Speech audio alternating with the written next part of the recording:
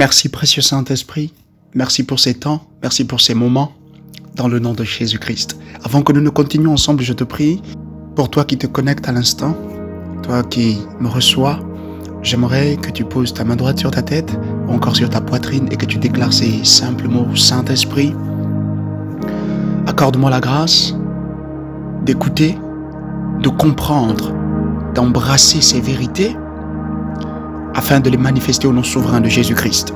Saint-Esprit, accorde-moi la grâce d'écouter, de recevoir ta parole. Oui, Père éternel, avec foi et conviction, de posséder cela et de les manifester pleinement, de posséder tes paroles, de posséder ce dépôt, de posséder ce que tu m'apportes maintenant au nom souverain de Jésus-Christ. Merci Seigneur, au nom souverain de Jésus, nous avons prié. Alors rapidement, j'aimerais échanger avec toi au sujet de quelque chose de crucial, de quelque chose de si particulier.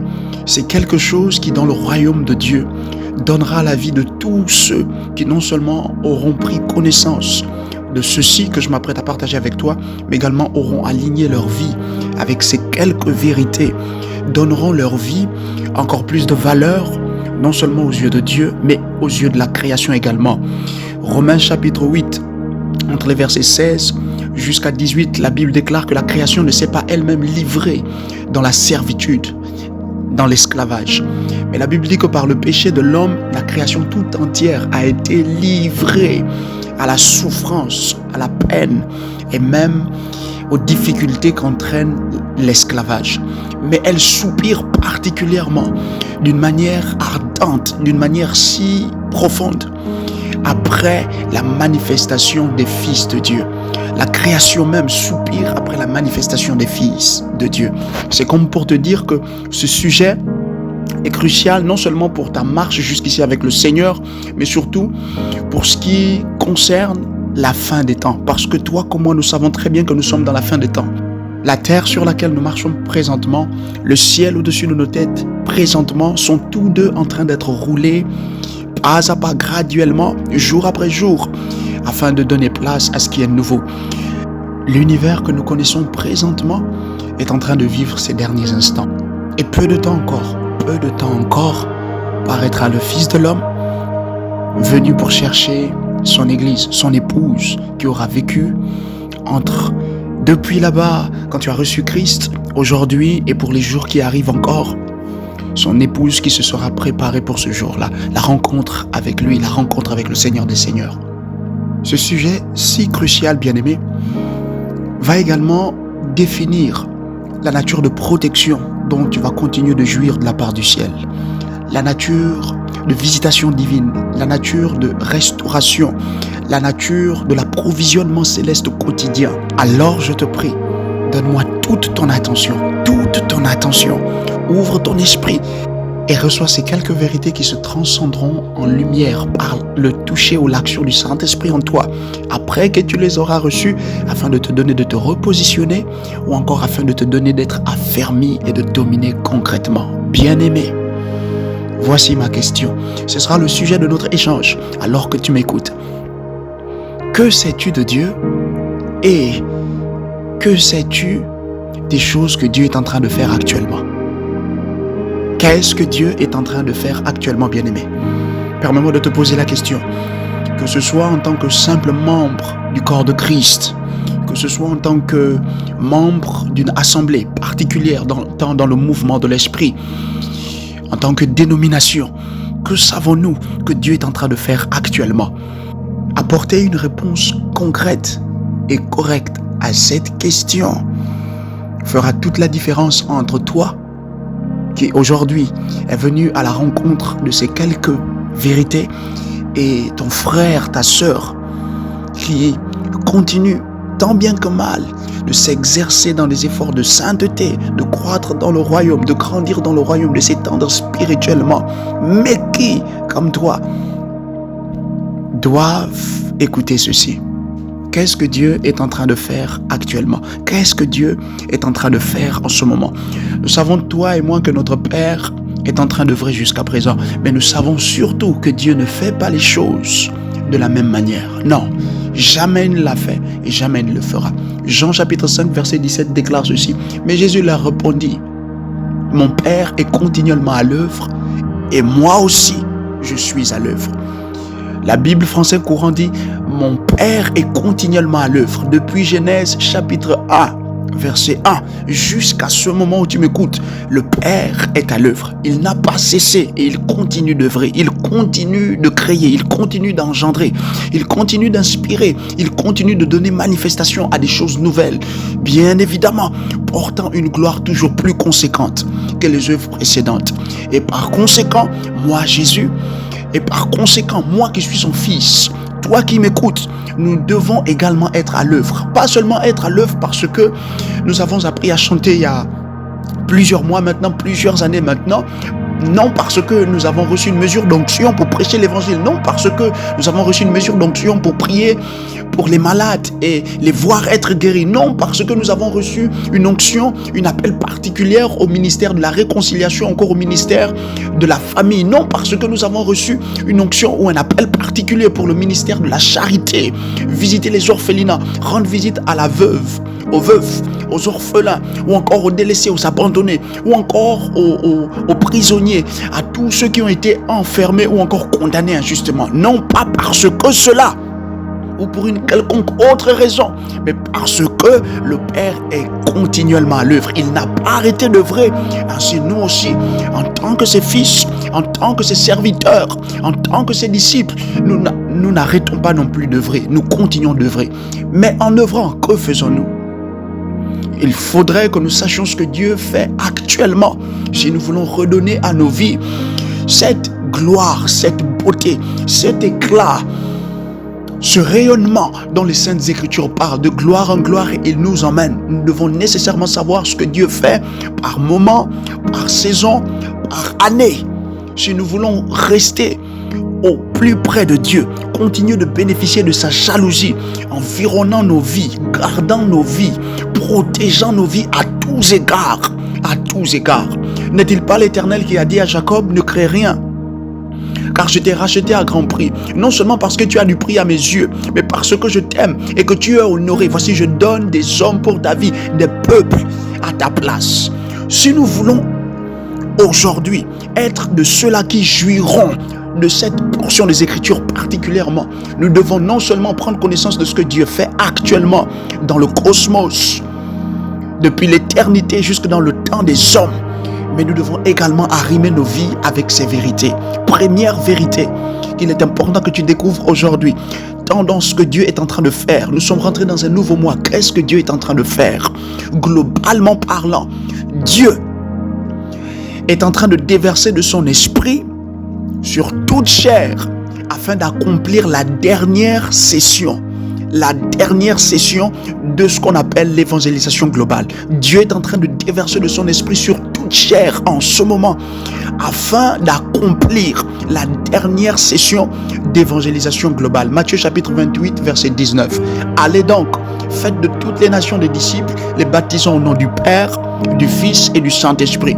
Et nous savons bien que le nom du Père, du Fils et du Saint-Esprit, de celui qui est à la fois le Père, le Fils et le Saint-Esprit, c'est Jésus, Jésus-Christ. Et apprenez-leur à observer tout ce qui est prescrit. Je vous l'ai commandé. Et voici, je serai toujours avec vous jusqu'à la fin des temps. C'est ce que la Bible du Semeur nous dit. Jésus a donné cet ordre il y a des années maintenant en arrière. Et cet ordre continue de retentir. Et aujourd'hui, plus qu'avant, voici ce qui se passe dans le cœur du Père. Toucher le maximum d'âmes, sauver le maximum d'hommes, sauver autant que possible, en ce temps qui nous reste encore, dans ce temps qui nous a été alloué, à toi comme à moi. Nous devons désormais, jamais plus qu'auparavant, porter la grâce d'aller de toucher des hommes et des femmes afin de les changer en disciples, afin de faire d'eux des disciples, bien que cela prenne du temps, mais au moins leur donner d'entendre au moins une fois parler de Jésus, leur donner de recevoir cette vérité du royaume, ou encore qu'on appelait l'évangile, qui est l'amour du Père révélé à l'humanité au travers de l'œuvre de substitution, tant dans le sacrifice et la glorieuse résurrection de son Fils, son premier Fils, Jésus-Christ. afin que par lui, beaucoup soient sauvés, beaucoup parviennent au salut. C'est le désir du Père en ce moment. Comprendre cela et aligner ta vie avec cette vérité, je peux t'assurer, bien-aimé, te donnera de jouir de toutes ces choses que la plupart d'entre nous avons continué de poursuivre il y a maintenant tant d'années en arrière. Nous sommes continuellement en train d'attendre voir cela finalement se manifester ou s'accomplir dans nos vies. Bien-aimé, de par cette vérité, je prie que tu reçoives la grâce d'aligner ta vie en disant simplement: Saint-Esprit, je suis aussi disponible. J'ai tenté tant et tant de choses, ça n'a pas marché comme je voulais. Je refuse de continuer de m'apitoyer sur mon sort. Voici, je m'aligne avec toi. Je te donne ma vie. Saint-Esprit, gouverne-moi et donne-moi de gagner des âmes pour toi. Romains chapitre 10, verset 14 à 15 dit ceci: mais comment feront-ils appel à lui? Donc Dieu soupire après le fait que les hommes fassent appel à lui. Jésus soupire après cela, particulièrement que les hommes fassent appel à lui. Aujourd'hui, plus que par le passé, s'ils n'ont pas cru en lui, et comment croiraient-ils en lui s'ils n'ont pas entendu parler de lui, disent les Saintes Écritures? Et comment entendront-ils parler de lui s'il n'y a personne pour le leur annoncer? Verset 15 déclare: et comment y aura-t-il des gens pour l'annoncer s'ils ne sont pas envoyés? Aussi est-il dit dans l'Écriture qu'ils sont beaux les pas de ceux qui annoncent de bonnes nouvelles. Ici, la bonne nouvelle fait référence à l'Évangile, la parole de Dieu. C'est la pensée de Dieu au sujet de la création, particulièrement l'homme, puis le reste de la création. Bien-aimé, le Père compte sur toi en ces temps de la fin. Je peux te l'assurer, tu peux me croire. L'agenda de la fin des temps a maintenant été activé. Il est maintenant en train de rentrer dans sa manifestation. Et aujourd'hui, nous comptons les jours, aussi bien dans l'esprit que dans le temps des hommes, physiquement parlant, voir la fin. Nous sommes dans la fin. La fin, ça ne sera pas comme il est dit que le devoir ou encore l'exercice ou la tâche que tu dois réaliser prendra 2 heures. Tu as commencé à 10 heures pile, à 12 heures pile, il faudra que tu aies fini. Ça n'est pas ainsi que les choses se passeront. Pour ce qui est de la fin, spirituellement parlant, la fin a à voir avec l'évangile qui aura été prêché à toutes les nations, en tous les lieux. La fin a à voir avec l'évangile qui aura été prêché à toutes les nations, dans toutes les langues, en tous les lieux. Et comme d'un clignement d'yeux, les choses seront simplement retournées, renversées. Ce qui est spirituel jusqu'à présent, soudain prendra seulement place dans le naturel. La première des choses que Dieu est en train de faire en ce moment, il est en train de déverser de son esprit, parce que cela coûtera de son esprit déversé sur toute chair plus que par le passé, pour accomplir la dernière session d'évangélisation globale. Deuxième chose que le Père est en train de faire, le Père est en train de travailler dans les saints. Il est en train d'œuvrer particulièrement afin de les établir dans une position de maturité adéquate. Dans une position de maturité adéquate. Galates chapitre 4 verset 1 déclare ceci: maintenant, ce que je veux dire quand je parle des enfants et de leurs tuteurs, c'est ceci, dit l'apôtre Paul. Tant que l'héritier est un enfant, tu vois, tu es un héritier. Les Saintes Écritures s'adressent à toi directement. Elles s'adressent aussi au reste de la création de Dieu. Mais pour ce qui est de l'héritier, c'est bien de toi, parce qu'aujourd'hui tu as reçu Christ. Et si tu ne l'as pas encore reçu, bien-aimé, je prie que tu le fasses, que ce soit aujourd'hui ou dans les temps qui arrivent. Fais-le. Fais-le. Deviens toi aussi héritier de Dieu, co-héritier de Jésus-Christ. Est un enfant. Aussi longtemps que le Fils de Dieu est un enfant, il ne diffère pas du tout d'un esclave. C'est-à-dire, on ne peut pas lui confier quoi que ce soit. On ne peut pas lui confier quoi que ce soit. Bien-aimé, écoute-le particulièrement. Es-tu encore un enfant? Ça fait combien de temps maintenant que tu as reçu Jésus?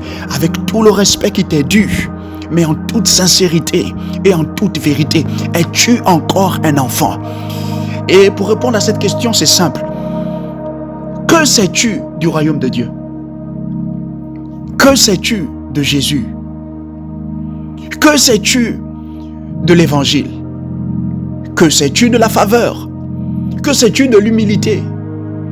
Que sais-tu de la grâce pour guérir les malades dans le royaume de Dieu? Que sais-tu des oracles ou encore des ordonnances célestes, selon que Dieu posa même la question à Job dans le livre de Job chapitre 32? Il dit, connais-tu les ordonnances célestes? Virgule. Si tu les connais, pourrais-tu les établir sur la terre en conséquence?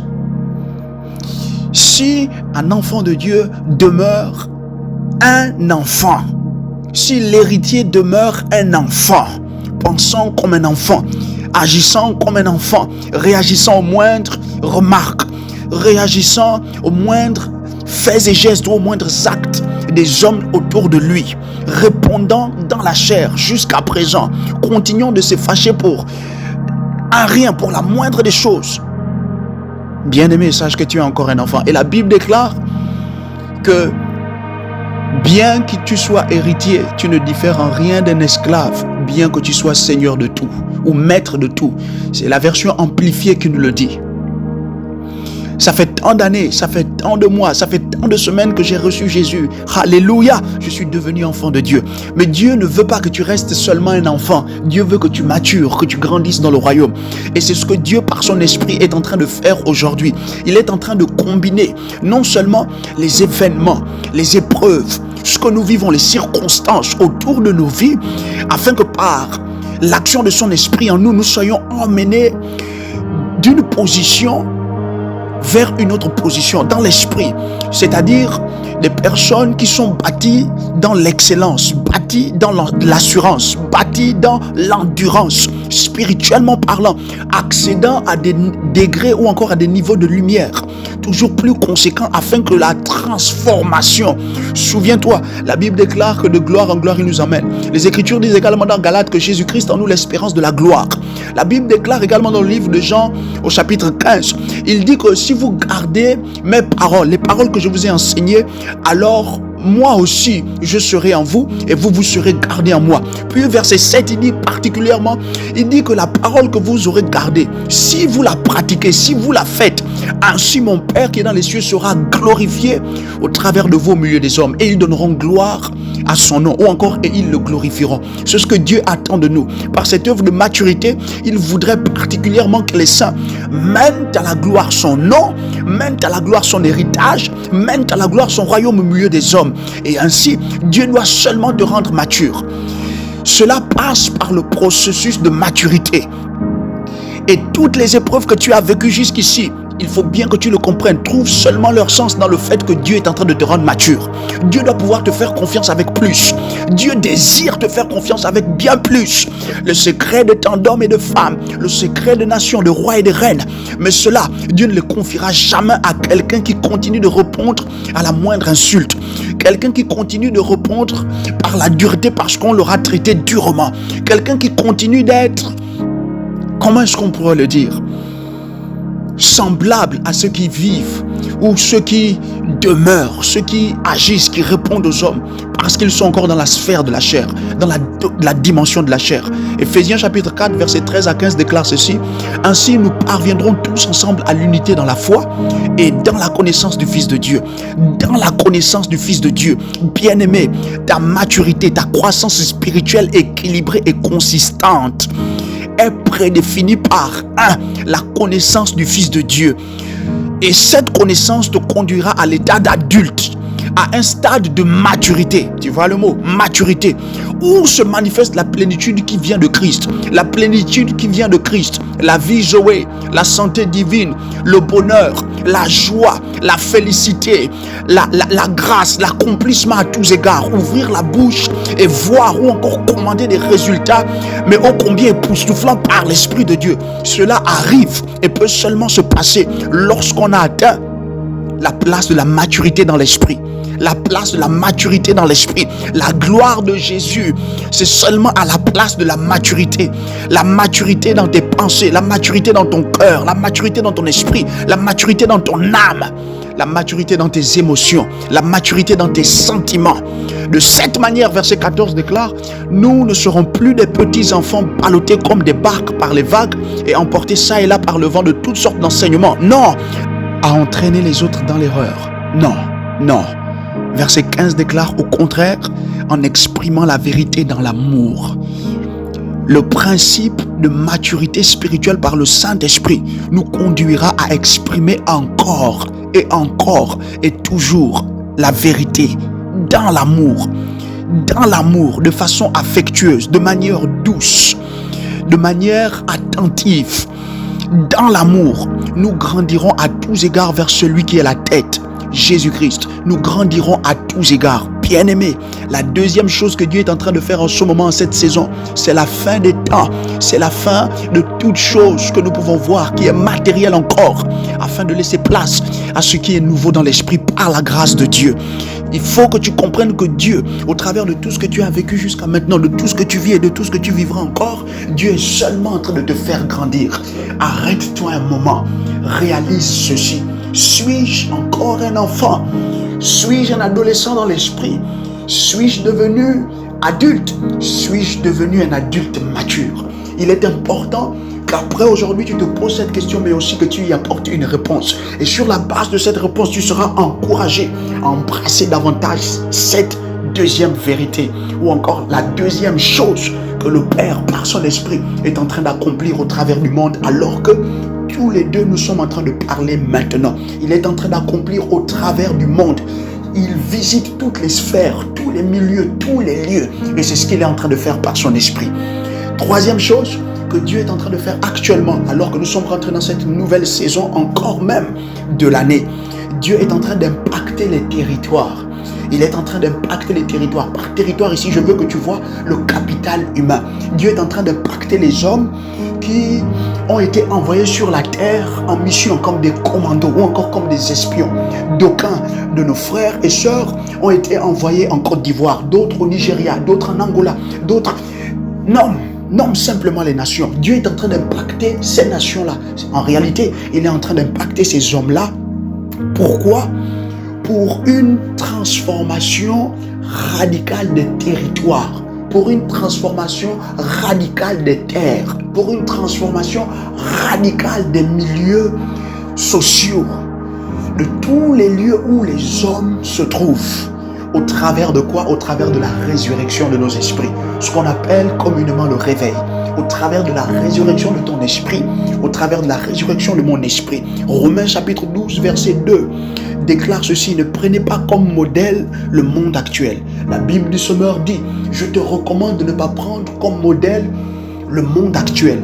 Dieu est en train, par l'inspiration de son esprit en nous et par notre assiduité à apprendre à l'école de l'esprit, nous sommes en train d'apprendre ce que c'est que véritablement l'amour.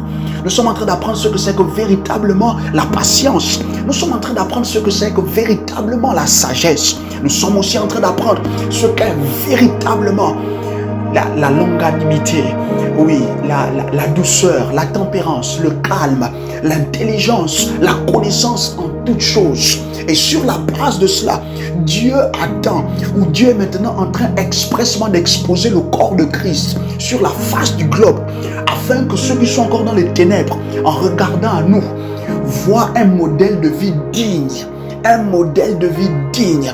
Parce que nous n'avons pas choisi le monde comme modèle, mais parce que nous avons choisi Christ. Christ.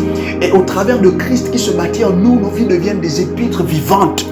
Des épîtres vivantes, desquelles au sein de toutes les sociétés dans lesquelles nous sommes trouvés, les autorités les plus élevées dans les nations dans lesquelles nous avons été envoyés par notre Père Céleste doivent nous regarder, doivent nous consulter, doivent préférer traiter avec nous, doivent regarder à nos vies. Après nous avoir observé pendant un moment, un laps de temps ou une durée de temps, prennent la résolution lorsqu'ils viennent à se retrouver dans leurs assemblées, ou encore dans les assemblées nationales, les assemblées parlementaires, et décident d'arborer, décident même de donner à des lois particulière de voir le jour, de naître dans ces nations-là à cause de nous, sur la base de la franchise, le type de vie que nous vivons ou que nous menons, la transparence, la vérité à tous égards, la crainte de Dieu palpable au milieu de nous. Dieu est en train de transformer les territoires parce que nos esprits sont réveillés, assez allumés, assez enflammés, assez instruits. Maintenant pour nous lever sur des plateformes que Dieu bâtit. Aujourd'hui, Dieu est en train de positionner ses fils et ses filles à la tête des nations. D'aucuns sont devenus des présidents. D'autres vont le devenir. Au nom souverain de Jésus, je le prophétise et le déclare sur ta vie. D'aucuns sont en train de devenir des PDG d'industrie, de compagnies, des multinationales. D'autres sont en train de devenir des secrétaires généraux, des bras droits particulières, ou encore des personnes qui conseillent habilement ceux au pouvoir dans les nations. Je prie qu'au nom souverain de Jésus, tu deviennes cet homme-là, que tu deviennes cette femme-là, au nom de Jésus-Christ. C'est ce que Dieu est en train de faire. Et sur la base de nos apports, étant devenus des personnes capables, capées à tous égards, qui marchent dans l'intégrité radicale, qui marchent dans la vérité absolue, qui marchent dans la lumière. Oui, nous sommes éclairés. Et chaque jour, nous nous transformons et nous devenons pratiquement cette lumière que les Écritures disent que nous sommes. Matthieu chapitre 5, à partir du verset 13, en descendant, d'abord que nous sommes le sel de la terre. Puis au verset 14 et puis 15 particulièrement, il dit que nous sommes une lumière, la lumière du monde, que nous devenions finalement cette lumière du monde. Troisième chose que le Père est en train de faire, il est en train d'impacter les milieux ruraux, en train d'impacter nos milieux en société. Il est en train d'impacter nos environnements, il est en train d'impacter nos lieux de vie. Mais cette transformation qui doit découler de cette impactation commence dans notre système de pensée. Dieu doit transformer les territoires. Souviens-toi, l'homme en général, d'abord en transformant son système de pensée. C'est la raison pour laquelle toi comme moi, aujourd'hui, plus que par le passé, nous devons contingérer, nous devons lutter, nous devons chercher, nous devons nous battre à nous élever dans un système de pensée ou pour un système de pensée meilleur que celui du passé. Nous devons embrasser littéralement toutes les pensées qui habitaient en Jésus par la vertu du Saint-Esprit. Par la vertu du Saint-Esprit, devenir des personnes semblables à Christ sur la base du système de pensée qui était le sien, que nous allons tout faire.